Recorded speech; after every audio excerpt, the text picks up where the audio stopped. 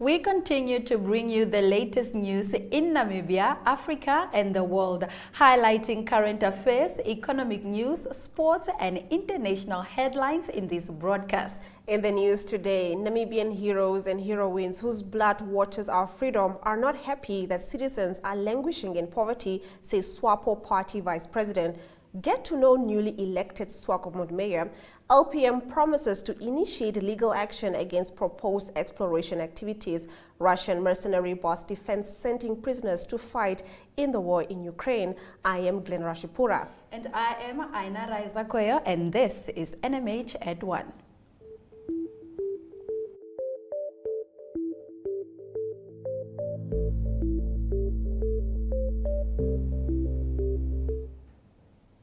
In today's midday news update, leaders and monarchs from across the globe gathered in London today to bid farewell to Britain's Queen Elizabeth at a state funeral of inimitable pageantry, marking the passing of a beloved figure who unified the nation through her 70-year reign.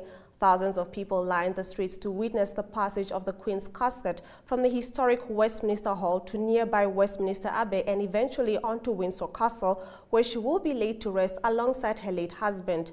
U.S. President Joe Biden paid tribute to the 96-year-old, Britain's longest-serving monarch who earned almost universal respect for her service to her country as its role in the world diminished and changed.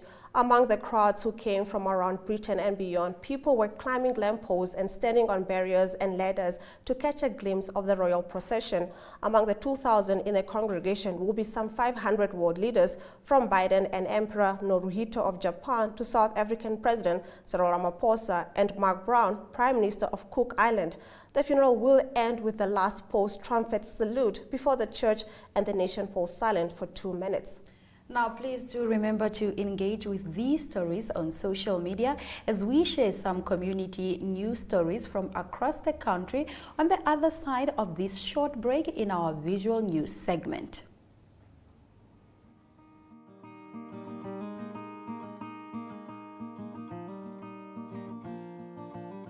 AgriMonitor is jou weeklikse landboukundige program wat jou die jongste nuus in die landbouverwante bedryf en onderwerpe wat daaraan gekoppel is bring. Vir enige advertensie of nuusverwante navrae, kontak agrimonitor@synergy.com.na.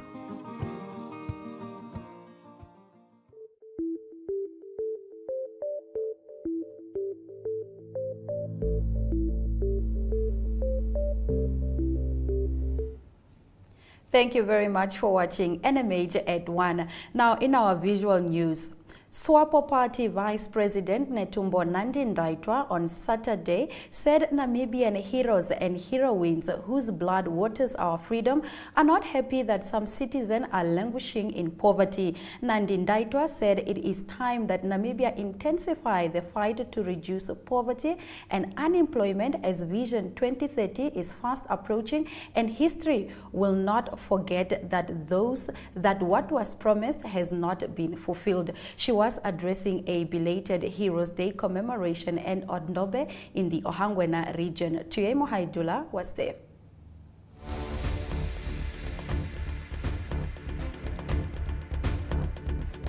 Do we really ask ourselves, what does our heroes want?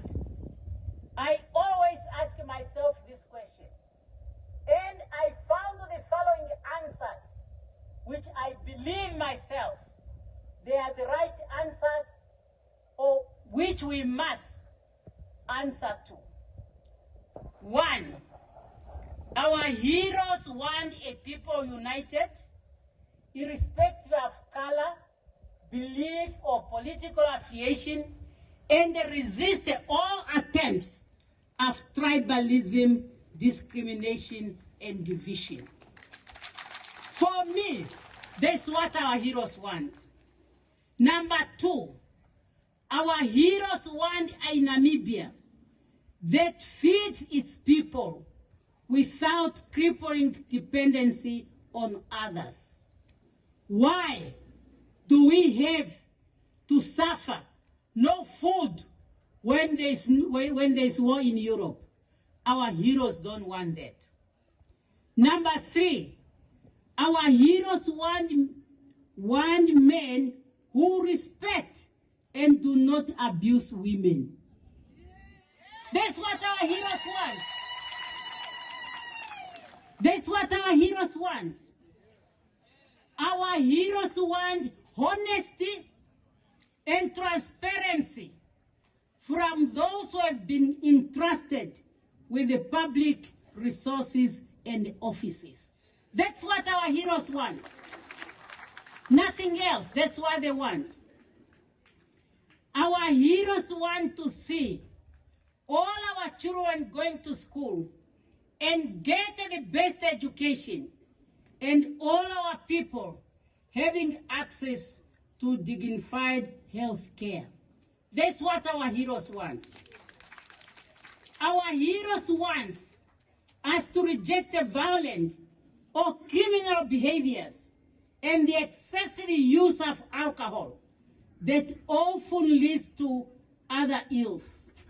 Our heroes want us to be a proud and peaceful and hardworking nation.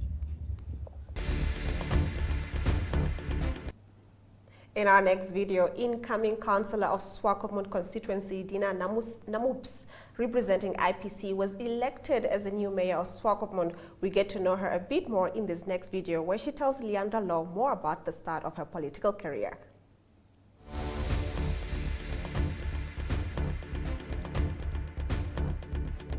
Councillor Dina, you've just been elected as the new mayor of Swakopmund. Just tell us who you are. Are you from Swakop? What's your occupation? Just give the people a bit of who is Councillor Dina Namubis. Okay. My name is Ms. Dina Namubis. I'm the resident from Swakopmund, staying in Mondesa since 2009. I came from Windhoek with my husband. He was actually from Swakop. He schooled here.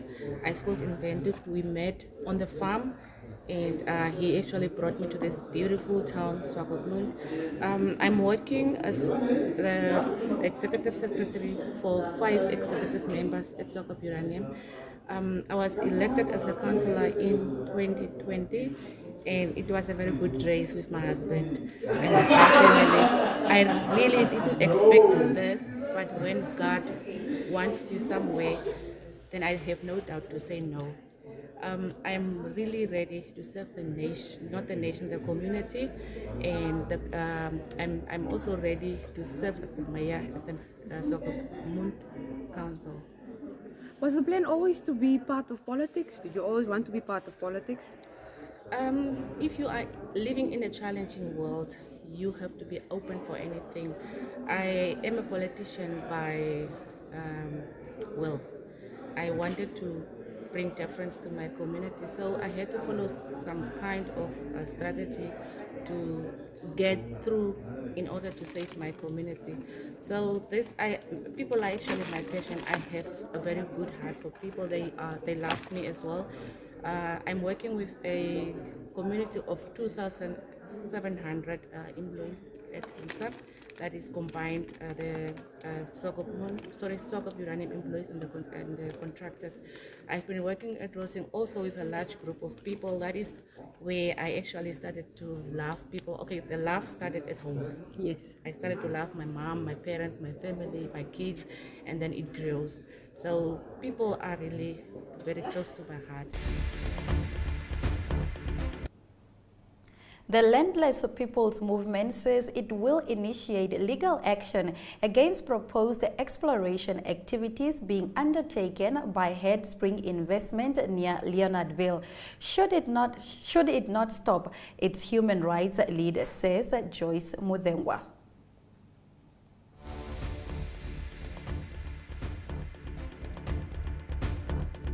We had consultation meetings over the past few weeks with various communities, particularly those that reside on the aquifer, and the sentiments that they shared with us of things that we have to take upon is that we, of course, first of all, going to call on the cancellation of the exploration and prospecting clearance certificate with immediate effect. The reports have been provided on the investigations that were conducted and the mining of the uranium on that aquifer end. And everybody is attesting to the fact that mining must not be done in that region by all means, because the damages are going to be irreversible, and they are cross-cutting to every sector, the agricultural sector, the tourism sector, and the beef sector, etc. So it has to be cleared with immediate effect. And if that is not done, of course, we, with consultation with the communities, we have declared that we are going to definitely take the matter to court, because now the government is clearly defying the risk assessment report that stated that mining should not be done, that cautioned that mining should not be done there. And as per the information that we found, it was just the number of EPOs that were issued to one company through various channels is uncalled for. Is uncalled for. So we are going to definitely take the matter to court if the government does not put an end to does not cancel these certificates. And also, second, Devastating fires in the Rehoboth town had members of the community on the front line battling the blaze, while in Tsumeb serious issues have occurred in terms of housing after families were evicted from the Ndombo compound. Stick around for these stories in the newspaper review segment. In Business 7, you get news on current economic, financial, and business matters in Namibia. The weekly show features interviews with experts and in-depth analysis of burning issues in a way that caters for ordinary Namibians and business connoisseurs alike. For news-related or advertising queries, please contact B7 at synergy.com.na.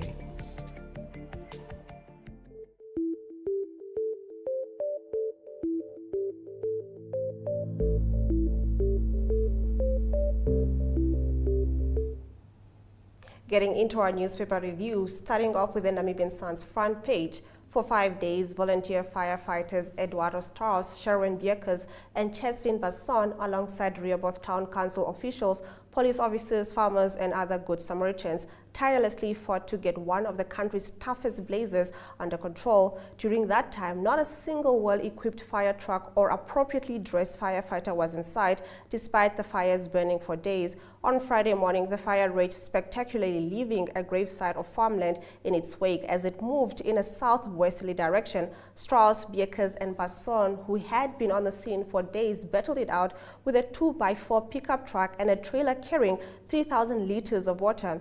In a separate story, Swapo Vice-Presidential candidate Pohamba Shifeta has hit back at the enemies of progress who are claiming he was plundered in the race for tactical reasons and that he will withdraw later to pave the way for one of the candidates, notably Prime Minister Sarako Gwangwela Amadila. Shifeta, a popular figure in the Swapo Central Committee who garnered the highest number of votes during voting for vice-presidential candidates, recently said withdrawing is not part of his plan and such action will disappoint those who have vested their faith in him.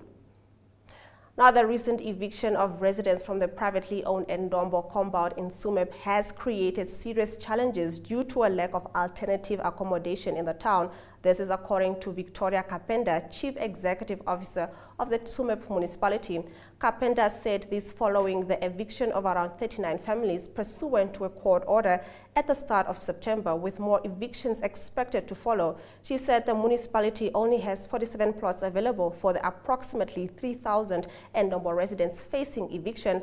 There are a total of 265 households living there, of which 39 were evicted on 5 September. The eviction continues and more households will soon be evicted, she warned. In our next story, according to Republican's front page, the famous plastic surgeon and burn specialist at Tygerberg Hospital near Cape Town, Dr. Wayne Clenches, says he is ready to help with the treatment of the 2 burn victims from Rehoboth if specialists who are currently treating them would approach him. Clenches, head of his hospital adult burn unit, is a native from Rehoboth.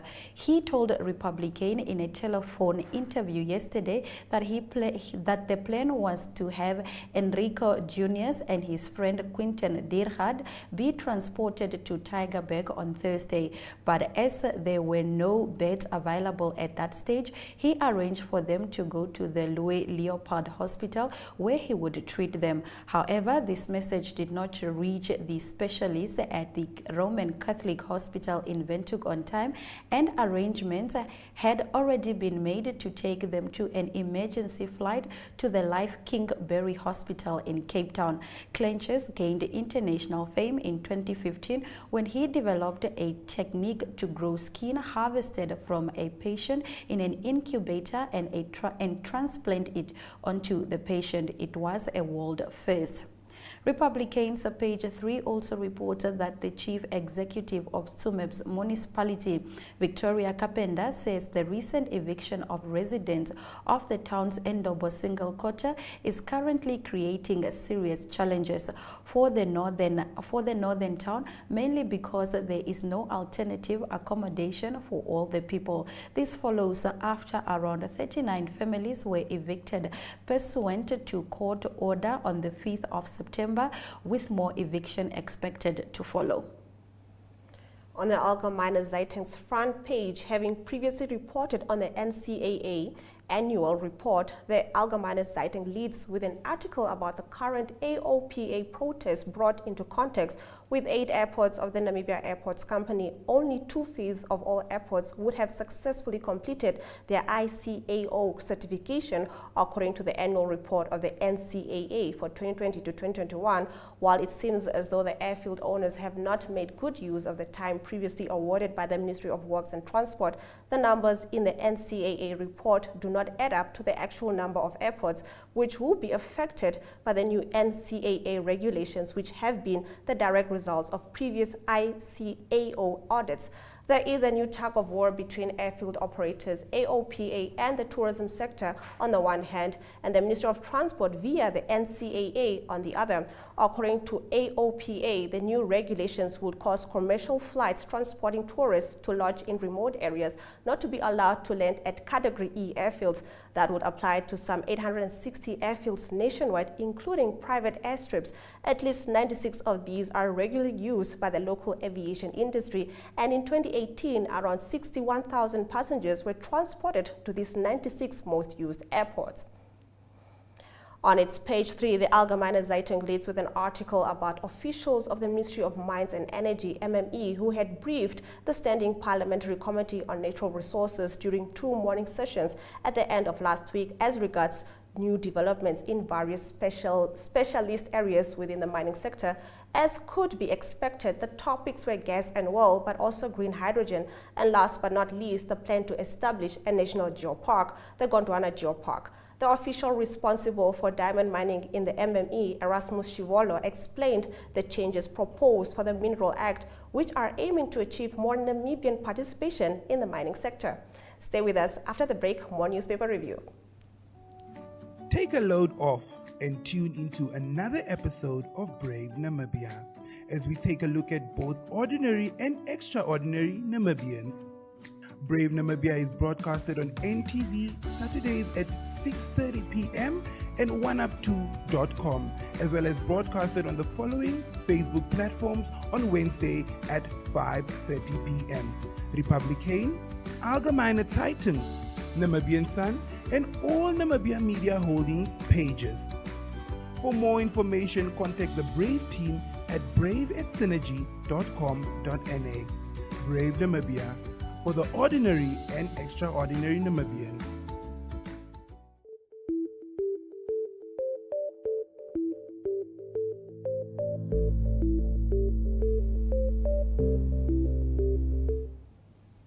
Let's continue with our newspaper review. The Namibian newspaper reports that the compulsory pro bono work by lawyers might be tricky to enforce as proposed by the Minister of Justice, Yvonne Dauseb.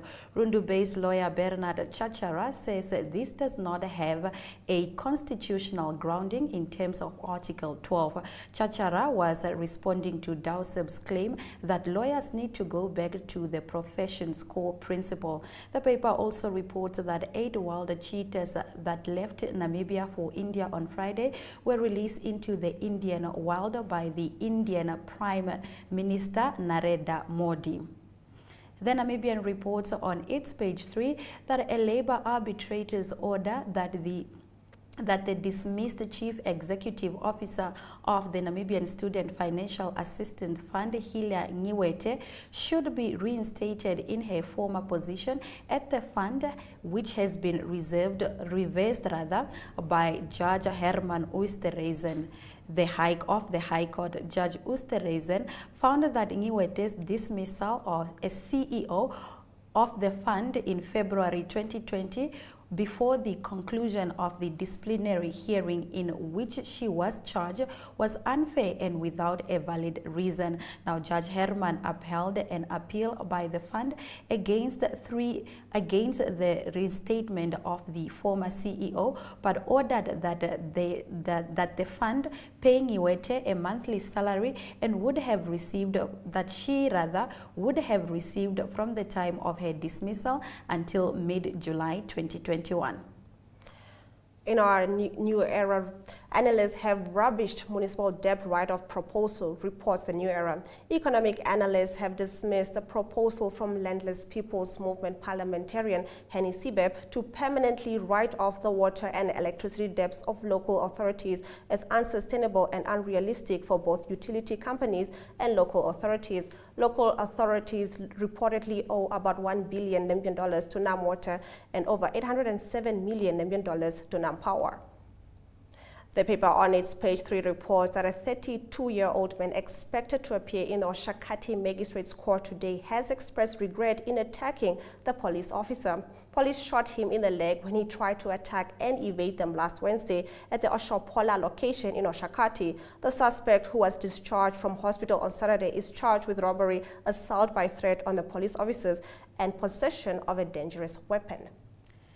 Economic news supplement. Market Watch reports that FirstRand Namibia's strategy to do what matters locally delivered normalized earnings of 1.86 billion Namibian dollars for the year ended June 30th of June 2022, exceeding by 6.7% the peak earning of 2016. Economic profit increased over the year, and the Namibian shareholder will receive nearly 40% of the dividends, amounting to 289 million Namibian dollars into local coffers.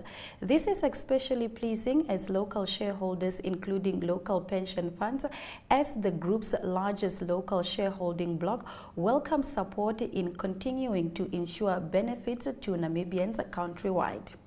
The Environmental Investment Fund has signed an accreditation master agreement with the Green Climate Fund after it was re-accredited to the GCF for another 5 years. We'll take a look at this story after the break in our economic news story, which will be brought to you by Aina Raizakoya. 3, 2, 1. We Talk brings you community news that lies at the heart of Windhoek residents. If you would like to feature your brand or campaign on this platform, contact wetalk@synergy.com.na.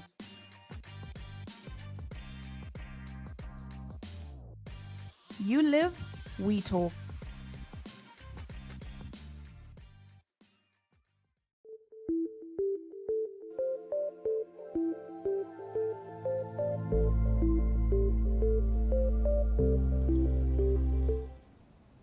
Thank you for watching our show this afternoon. Here are our economic news. The Environmental Investment Fund has signed an accreditation master agreement with the Green Climate Fund after it was re-accredited to the GCF for another 5 years. The signing ceremony took place on the sideline of the second GCF Global Programming Conference held from the 13th to the 15th of September in the Republic of Korea. Namibia. This follows after the initial 5-year accreditation lapsed in June 2021. The EIF's re-accreditation means that it is officially recognized as having the globally recognized standards, competence, and governance system to assess the financial resources of the GCF. Adoption and mitigation. According to the EIF, the re-accreditation was processed by a rigorous institutional review and assessment of the fund. It said that the EIF was first accredited by the GCF in 2016 as a direct access entity for the country's level program delivery. The GCF is a fund within the framework of the United Nations Framework Convention for Climate Change, which was established to assist developing countries in adoption and mitigation measures to counter climate change. In our next story, India's ban on the export of broken rice and a 20% tariff imposed on exports of white and brown rice could lead to potential price hike for South African consumers, experts have warned. And while there are mitigating factors likely to keep the increase in check, South Africa isn't out of the woods. India is South Africa's second biggest supplier of rice, with about 70% of the country's rice is imported from Thailand. There are still larger supplies of rice in the global market. Moreover, a fraction of rice imported by South Africa in 2021 was broken rice. For now, agriculture economist Wandile Silobo of Agbiz foresees a mild potential uptick in the local price reaction, but agriculture economist Tabile Nkunjana of the National Agricultural Marketing Council warns that instabilities in the world grain market could have an impact. Mitigating factors could include rice prices from other exporters not significantly increasing their production, noticeably increasing, and the drought concern in India not significantly affecting rice production. But prices in Thailand, South Africa's biggest supplier, could be pushed up, and there is the likely impact of import taxes on consumer. Let's have a look at our economic indicators.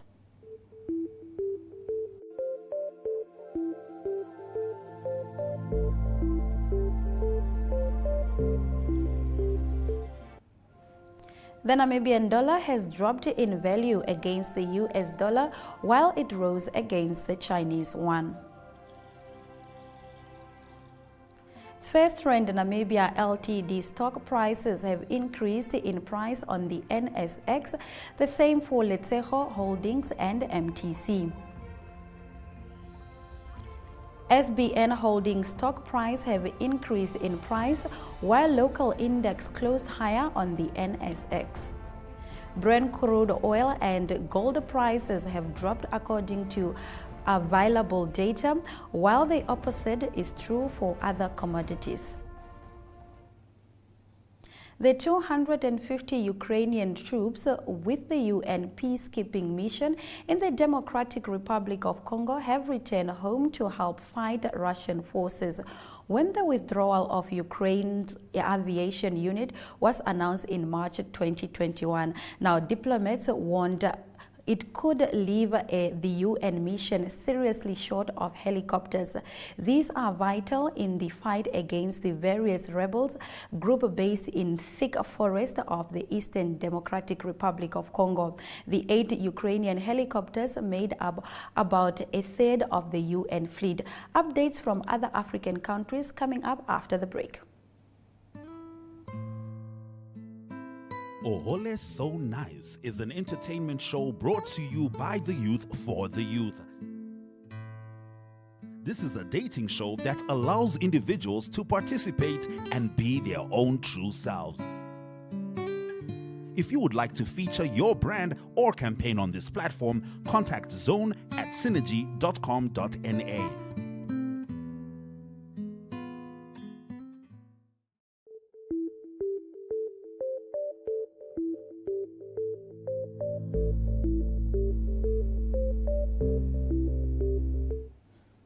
In African news this afternoon, 5 priests, a nun, and 2 churchgoers were kidnapped by attackers who set fire to a church in Western Cameroon, the Catholic Church said on Sunday. The latest violence in an area hit by bloody conflict between Anglophone separatists and the state.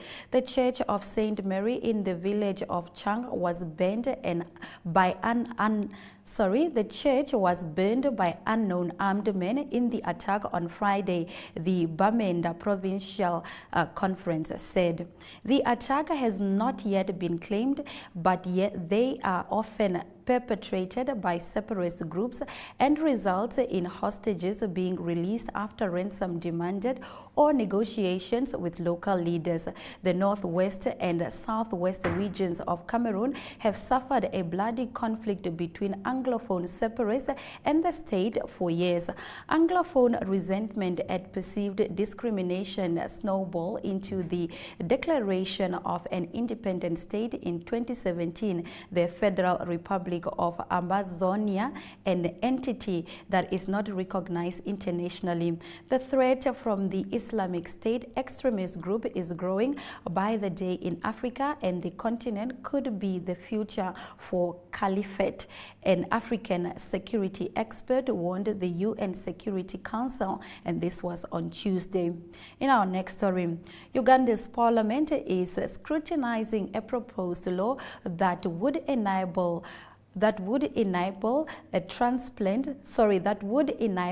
organ transplant to happen in the country for the first time, transforming the lives of thousands hoping for an operation. Hundreds of Ugandans who cannot afford a kidney transplant abroad, which comes with a price tag of about $30,000 and is out of reach for most, live on dialysis for as long as possible. But even at the subsidized price of around $100 a week for the treatment and drug, that is more than 5 times the average total income in Uganda, and is so only an option for a small fraction of the population. The ward at Kirindu National Referral Hospital is the only public health facility in the country that offers this service. Almost 200 patients attend the clinic regularly, many of them traveling long distances, but they represent only a fraction of those countrywide living with kidney failure and in need of specialized care. Kirindu Hospital offers dialysis to about 60 patients each day, and each patient has to visit at least twice a week. Uganda would be joining a short list of African countries, including South Africa, Tunisia, and Kenya, that have both the regulations and health facilities for organ transplants to be possible within their borders. At the moment, India and Turkey are the most popular destination for Ugandan kidney patients. Only close relatives are allowed to be donors, and trips have to be approved by the Uganda Medical Board to prevent organ trafficking or people being coerced to offer their organs. But if Parliament approves the new measures, then the process should be more straightforward, and the cost of surgery and recovery care could come down to about $8,000. Now, in our next story, Senegal President Macky Sall on Saturday named a new prime minister, a position he abolished in 2019 and reinstated last year after July's 10th legislative election. A presidential decree named Amadou Ba, a former foreign minister, as the new premier of the divided country 5 days after the return of parliament, which was marked by a series of incidents and carried out under heavy security. Ba has served under Sall as finance minister between 2013 and 2019 before becoming foreign minister in 2019 until 2020. Sall promised to appoint a figure from the winning party in the polls. His coalition narrowly won the the election, but was only able to keep its absolute majority with support of the opposition MP. In a speech to the nation broadcasted on Friday, Sall said the new Prime Minister would be responsible for addressing the rising cost of living. When Sall removed the premier role, the opposition and parts of civil society denounced his attempt to seize greater power. Concerns over his rule persist, and some accuse him of wanting to break the two-term limit and run again in 2024. 9 million people have been told to evacuate their homes in Japan as battered by one of the typhoons of the country has ever seen. In our international news segment after the break, Glenora Shipura discusses why.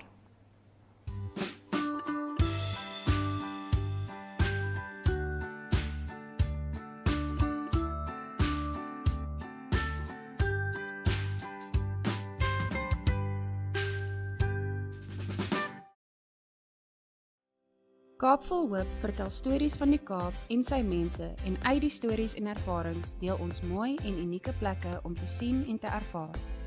Kaap vol Hoop gaan waar die Kaapenaars gaan en gaan kuier waar die Kaapenaars kuier. Van die strande tot die wynlande en die sportvelde tot die restaurante. Ons kuier dalk sommer ook in iemand se kombuis vir daai familieresep van ouma. Ons eet die Kaapse tradisionele kosse en drink van sy beste wyne. Kaap vol Hoop gesels met die gewone Kaapenaar en soms ook met die meer bekendes, maar week vir week vertel ons elkeen sy eie unieke storie op sy unieke manier. Kaap vol Hoop kyk ook uit vir die Namibiërs in die Kaap. Sommige kom kuier net en sommige maak die Kaap hulle nuwe tuiste. Namibiërs in die Kaap gesels saam met Kaap vol Hoop en deel self die mooi, die uniek en lekker wat op hul pad kom. In alles is Kaap vol Hoop 'n program wat die mooi en die lag na vore wil bring en 'n program waar ons mekaar kan opbou en leer. Daar is hoop. Daar is 'n Kaap vol Hoop.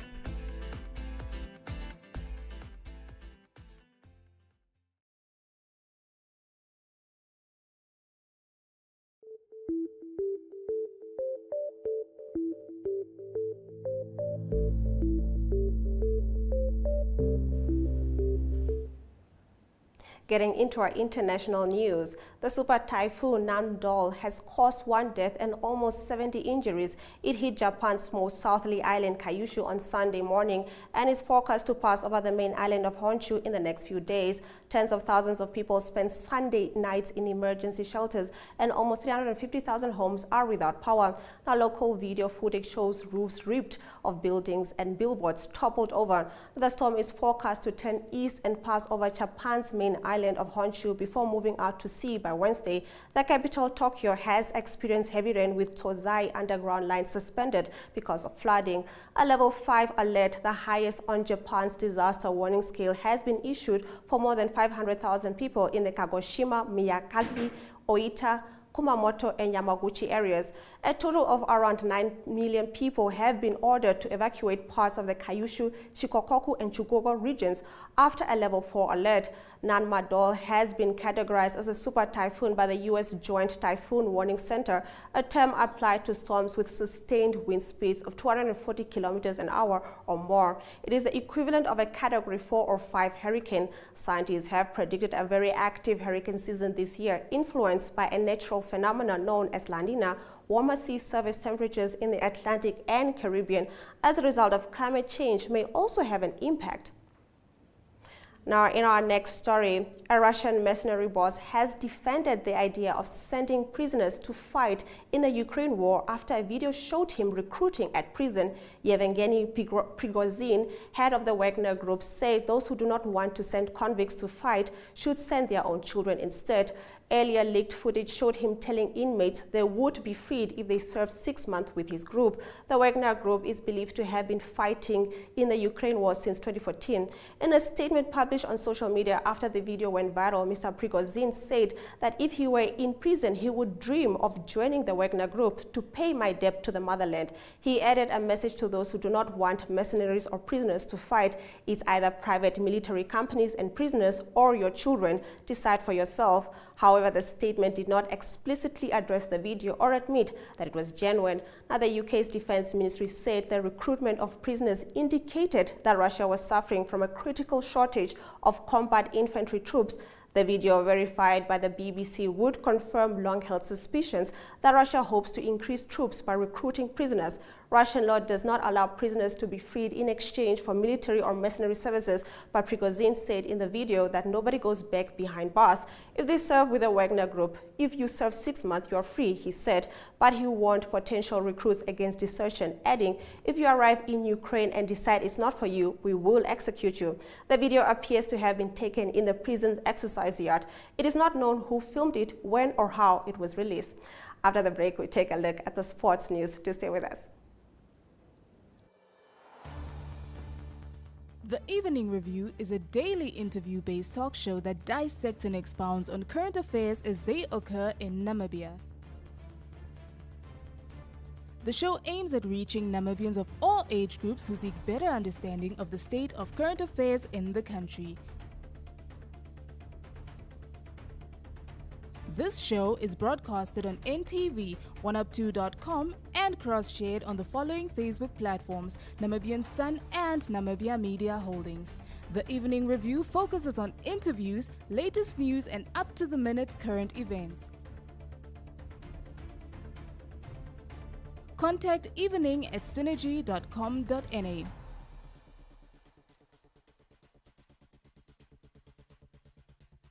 Evening Review, unpacking today's pertinent issues.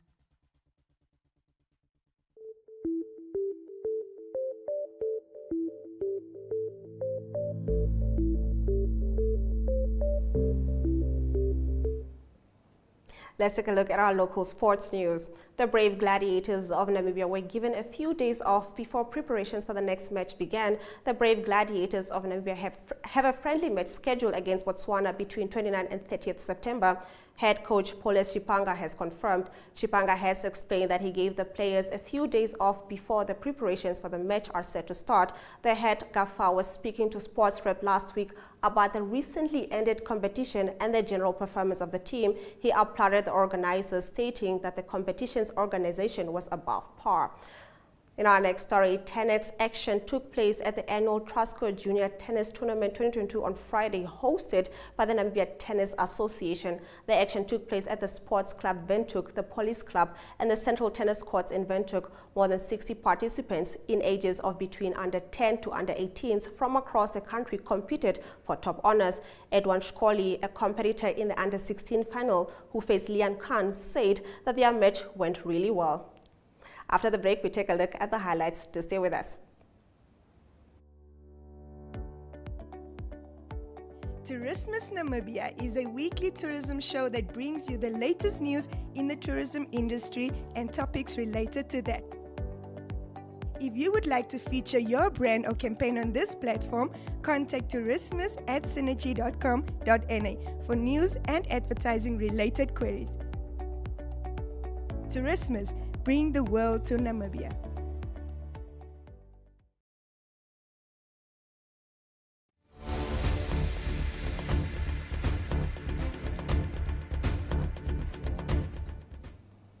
Thank you very much for spending your lunch hour with us. Now let's get into our highlights. 5 priests, a nun, and 2 churchgoers were kidnapped by attackers who set a church on fire in Western Cameroon. A Russian mercenary boss has defended the idea of sending prisoners to fight in the Ukraine war after a video showed him recruiting at a prison.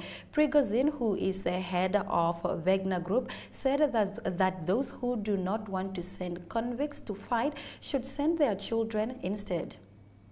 Brave gladiators of Namibia were given a few days off before preparations for the next match begins. A friendly match is scheduled against Botswana between the 29th and the 30th of September. Those have been your highlights. Thank you for staying with NMH at 1 and spending your lunch hour with us. Remember to tune in every weekday at 1 p.m. as we take you through the latest happenings in Namibia and beyond. And that's it from us in studio. But don't go away, because up next is news from Namibia's Erongo region in this edition of Erongo Talk.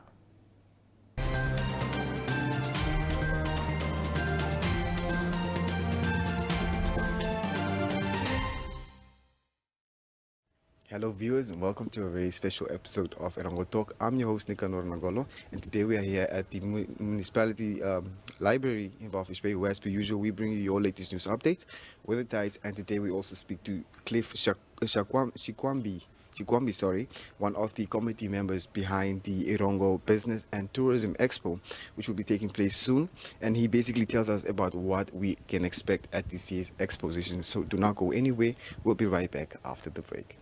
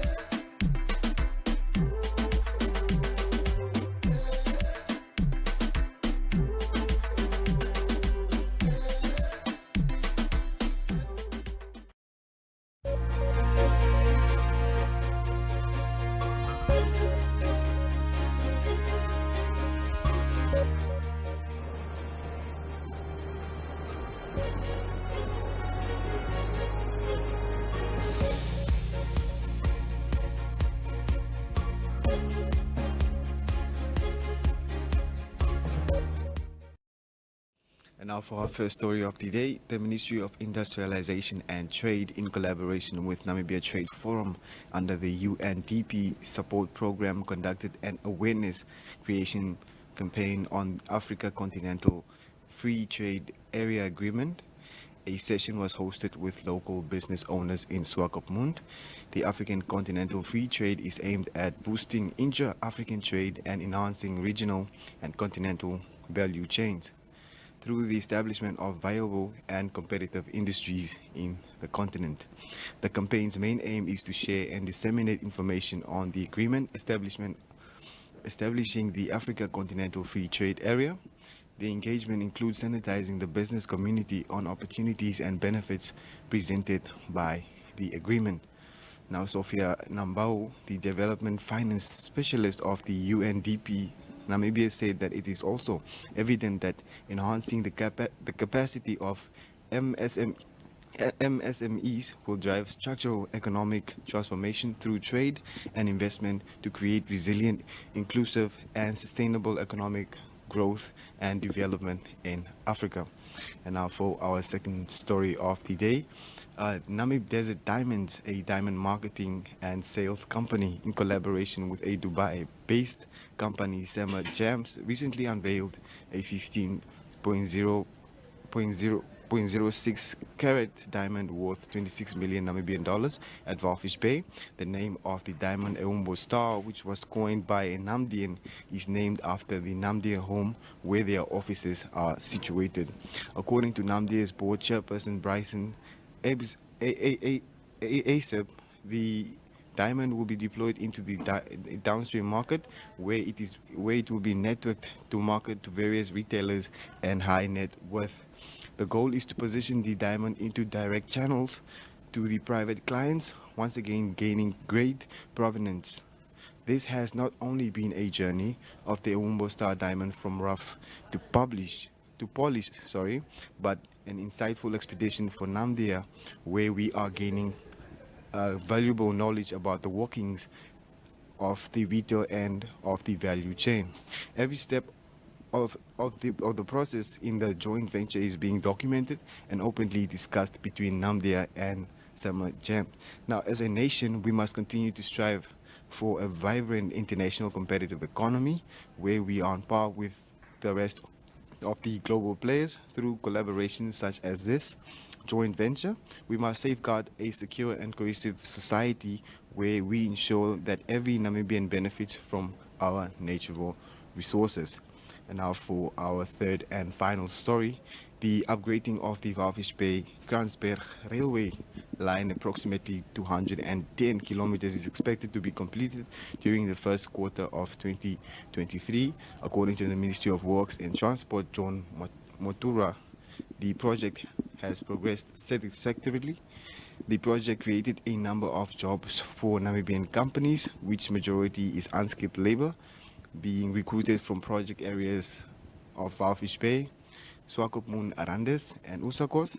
The consulting engineers of the project confirmed that about 800 jobs were created for the project and about 80% were locals. The minister added that once the Walvis Bay Kransberg Railway is completed, the ministry's immediate future priority is thus to fully upgrade the sections from Kransberg Railway Station to Tsumeb Railway Station and Otavi Railway Station to Grootfontein Railway Station. Now, if you want to read more on this or any of our other stories, you can check out our website. That's at www.erongo.com.na. Up next, we have our interview, so stay tuned. We'll be right back after the break.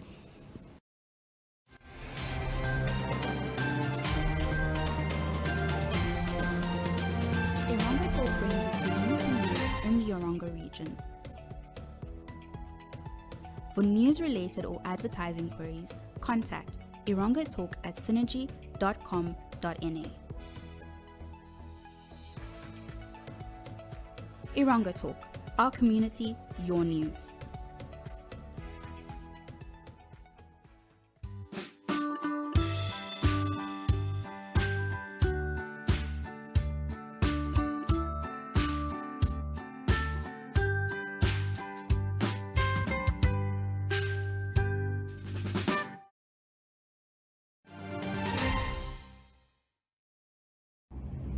With us today is Mr. Cliff Shikwambi, who is going to tell us more about the upcoming Erongo Business and Tourism Expo. So, Mr. Shikwambi, how are you today, sir? I'm well. How are you doing? I'm fine. Good, good. So, the Expo is making its comeback this year after the COVID-19 pandemic. What can we expect this year at the Expo? Well, you're right to say that the Expo is coming back. It is true that for 2 years, because of the pandemic, the exposition has really gone silent. It's in existence now for the past 16 years, making it the country's third largest trade and exposition platform. This year will mark its 14th edition of the Erongo Business and Tourism Expo. Of course, the absence have also given birth to a renewed partnership between the exposition leadership in partnership with the Office of the Governor and LSK Consulting, CC, to really host this year's event. So our sister exposition, the Ongwediva Trade Fair, has really set the tone and set the bar extremely high for other expositions in the country, and we're following suit in the region, and to say, watch this space for yet an exciting and insightful trade platform. Okay, so when and where will it be taking place? So we are right here at the Walvis Bay Civic Center, which is the Walvis Bay municipality in town. The exposition will be held right here, and we'll be exhibiting from here from the 26th to the 29th of October 2022. Okay, and then how many stalls and what kind of stalls can we expect at the expo? Well, a lot of stalls right now. There's quite a lot of uptake from interested in organizations, from corporates to SMEs. I cannot give you the exact number right now, but the numbers are fast telling in. At this stage, we're looking at a little over 1,000 participants that have expressed interest from both corporate and SMEs to participate at the event. But our aim is really to hit the almost 2,000 mark for this year, to make it really one of those ideal wanting to be at trade platforms. Okay, so how many, excuse me. Okay, is there still time for people to join the exhibit at the expo? 100%. There's plenty time. If interested exhibitors would like to really know more, you can either visit the Erongo Business and Tourism Expo Facebook page. All information is there, including the contact details and email address for queries and so forth. Desiree is your lady. She will attend to you almost just instantly. Okay, and then we've been talking about the expo, all the stalls and all that stuff, but then now we come to the entertainment part. So who will we see at the expo, like on stage? Well, it's a bit early days to tell. I know an exposition of this nature also warrants, very popular and familiar faces from the entertainment scenes. So we are still engaging local artists to come through for this year. So all I can say for now is watch this space, and we'll announce in due course. Okay, so